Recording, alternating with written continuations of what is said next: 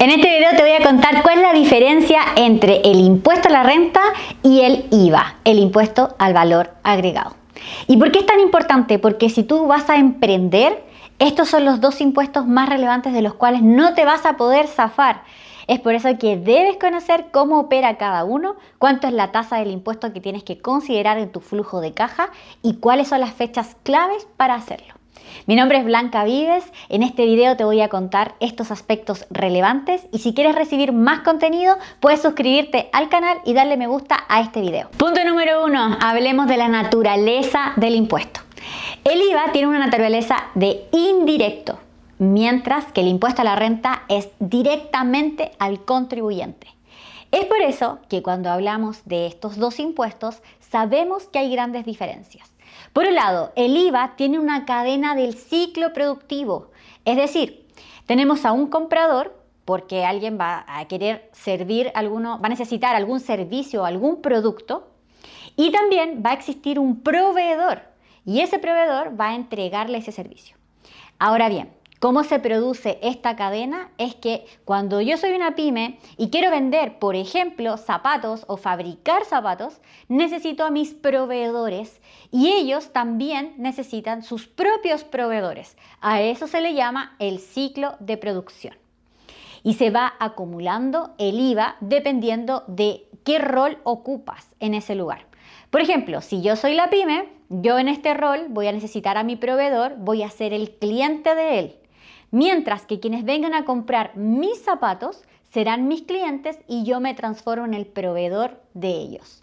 Entonces se va acumulando el IVA crédito fiscal asociado a las compras y el IVA débito fiscal asociado a las ventas.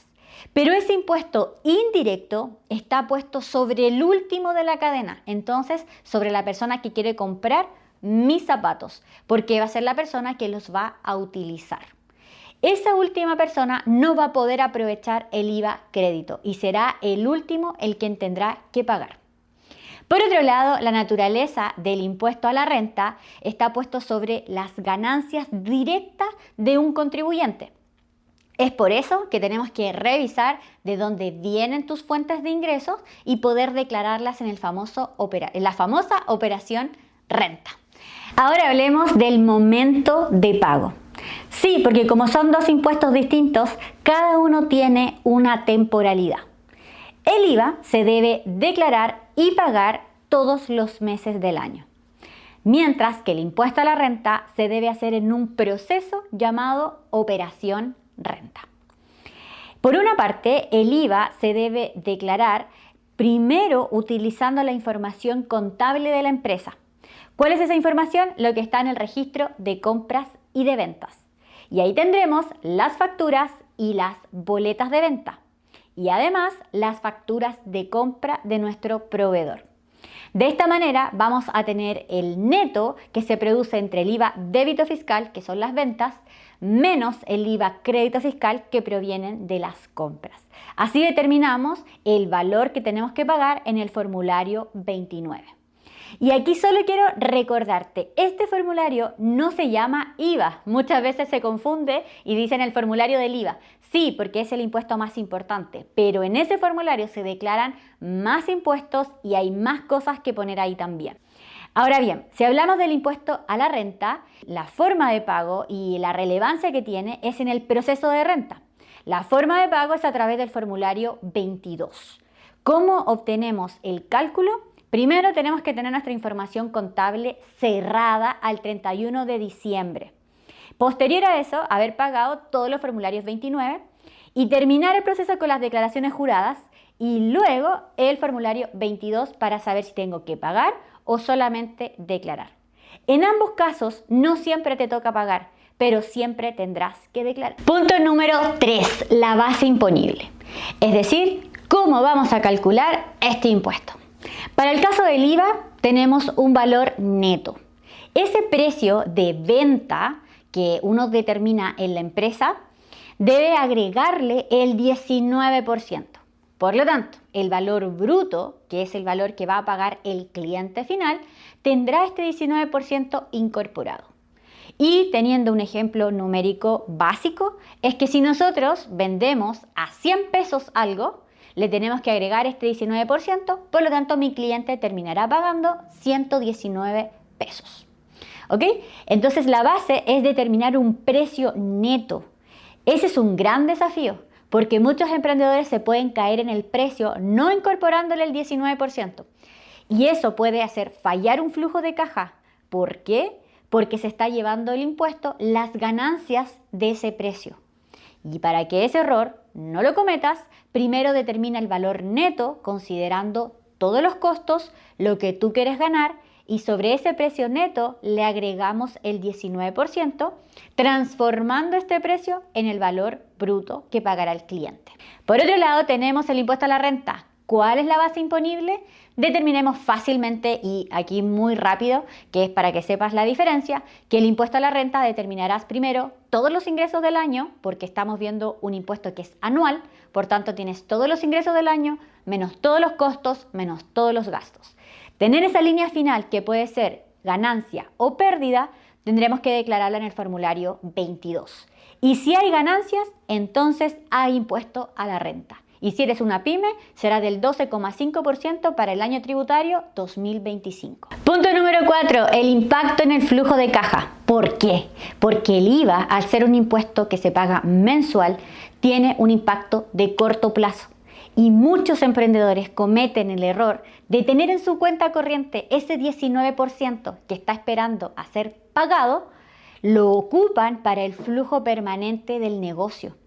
Y eso, en el caso cuando tienen que pagar directamente en el formulario, hace que tengan un retroceso de caja y sienten que están perdiendo plata, cuando la realidad es que la función que cumplen las pymes simplemente es de recaudación.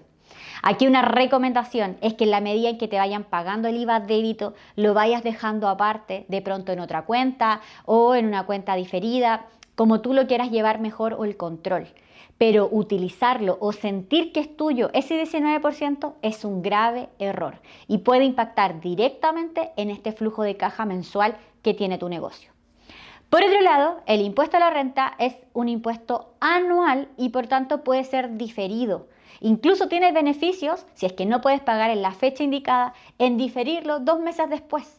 Entonces, ¿cuál es la fecha de pago? Al 30 de abril como fecha límite. Pero durante todo el mes de abril, en el proceso de renta, puedes pagar. Por eso digo que es una fecha límite, porque no necesariamente tienes que esperar hasta el último día del mes para pagar. Ojalá te puedas anticipar y tener un PPM, que es el pago provisional mensual, siendo un ahorro que puedes realizar en el mismo formulario 29, tener un ahorro que te permita tener un piso para poder pagar el impuesto a la renta, que es anual. Punto número 5, hablemos de las deducciones y las exenciones de estos impuestos. Por un lado, el IVA, vas a llevar el control en el registro de compras y de ventas, entendiendo que tenemos IVA crédito asociado a las compras y el IVA débito asociado a las ventas. Por lo tanto, ¿qué podrás deducir del impuesto? Es que eventualmente si no compras nada, tú vas a tener que pagar el IVA débito completo. Pongamos ejemplo práctico. Si vendiste 3 millones de pesos y por otro lado compraste 2 millones de pesos, el neto de estos es el IVA que vas a tener que pagar. Por tanto, es una deducción poder sacar del IVA débito total el IVA de las compras que hiciste ese mes. Por lo tanto, es importante el periodo que para poder rebajar el IVA es las compras de ese mes y las ventas de ese mes. Ahora bien, ¿qué pasaría si tú este mes compraste más de lo que vendiste? Las compras no se pierden y el IVA crédito no se pierde y se acumula con el nombre de remanente de IVA crédito fiscal y ese remanente lo puedes seguir utilizando en los meses siguientes. Por lo tanto, si el mes, por ejemplo, de febrero compraste mucho y no vendiste casi nada, ese IVA se va acumulando para marzo y para abril. Si en abril vendiste demasiado y ese mes de abril compraste y a su vez traías remanente de crédito, también lo vas a poder deducir. Entonces, los beneficios del IVA es que de las ventas totales deducen las compras del mes más los remanentes de IVA crédito fiscal. Por otro lado, para el impuesto a la renta, la diferencia es que como es un impuesto anual, vas a poder deducir todos los gastos asociados a la actividad económica. Y además utilizar beneficios tributarios dependiendo del régimen en el que te encuentres y así poder encontrar la última línea para pagar el impuesto de primera categoría. Para terminar este video es importante señalar que son dos impuestos totalmente distintos según su temporalidad y para quién están dirigidos. Es por eso que mencionar que el IVA tiene un periodo mensual, mientras que el impuesto a la renta es un periodo anual. Por otro lado, el IVA vas a poder deducir todo lo que compras de las ventas que debes declarar. Y en el impuesto a la renta vas a poder deducir los gastos necesarios para producir estos ingresos. De esta manera, la base de cálculo en ambos también es distinta, pero son complementarios a la hora de declararse. ¿Por qué? Porque cuando declaras el IVA, que lo haces a través del formulario 29, también vas a poder declarar el famoso PPM. Y este PPM ayudará al impuesto anual, que es el impuesto a la renta, para poder dar soporte al pago que debes realizar. Mi nombre es Blanca Vives y si te gustó este video, dale aquí abajito un me gusta y suscríbete al canal. Si tienes dudas, déjala en los comentarios para crear nuevos videos con este mismo contenido.